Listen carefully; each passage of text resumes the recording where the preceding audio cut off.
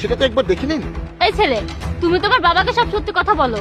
আরে বাবা, এসব তো আমি তোমার কাছে শিখেছি, যা তুমি আমার মায়ের সাথে প্রতিদিন করো। তুই এসব কি বলছিস?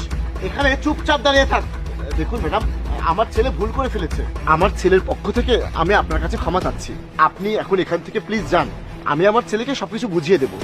এক সেকেন্ড, বাবু তুমি কি বললে? দেখো বাবা, আমার স্কুলে শিখিয়েছে যে কোনটা ভালো স্পর্শ আর কোনটা খারাপ স্পর্শ, এবং তুমি যেটা মায়ের সাথে করো সেটা খারাপ স্পর্শ। চুপচাপ এখানে দাঁড়িয়ে থাক, তার মুখ বন্ধ কর। আপনার মুখটা ছেড়ে দেন। আরে মুখ ছাড়েন।